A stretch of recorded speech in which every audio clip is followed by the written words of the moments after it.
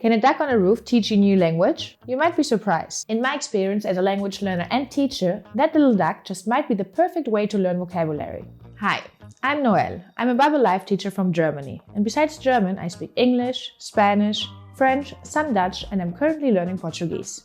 Vocab lists, flashcards, post-it notes, I've tried it all while learning these 5 languages. And while some of those vocabulary strategies are helpful, there are always some words that simply don't seem to stick, which is why I want to show you my favorite vocabulary learning hack.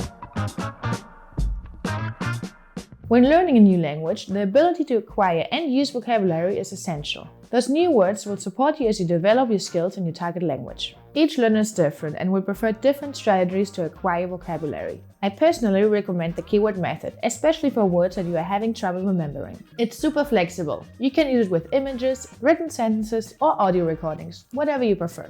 So how does it work? Step 1. Choose the word you want to learn.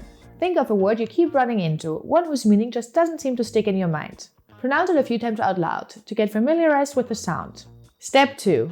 Pick a keyword. A keyword is a word in any language you know that sounds similar to the word you're trying to learn. If you're learning the German word Dach or roof in English, your keyword could be Duck.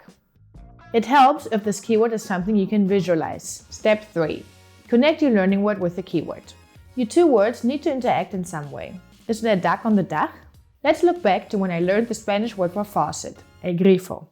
I immediately thought of grief and a faucet crying with tears pouring out of it. The more outlandish your image or sentence is, the better. You want a connection that will stick in your mind. Step 4. Draw, write, or say it out loud. Now you draw out an image connecting your new word with the keyword, or write out a sentence or speak that sentence out loud. Figure out what works best for you and your personal learning style. Let's practice with another example. Say you want to learn the Spanish word carta, meaning letter in English. Try to think of an English word that sounds similar. In my case, I'm thinking of a card, like a shopping cart. My connection is a card full of letters. Now the fun starts. Be creative and draw, write, or speak it out. My sentence is, I can't buy any groceries because my cart is full of letters. And my image looks something like this. Now, whenever you hear or see the Spanish word carta, your brain will connect it to your sentence or image. And I can guarantee you that you will not forget what it means anymore. That was my personal keyword in order to learn what carta means. But now I'm intrigued to find out your keywords. Let me know in the comments what images or sentences you come up with. You can choose a keyword from any language you're familiar with. And if you're not learning Spanish, think of a vocabulary word in your target language that you're struggling with. I'd love to see some unique vocab keyword pairs in the comments. I bet it will help you remember that tricky word. Remember, whichever language you're learning, you're going to forget words. A lot.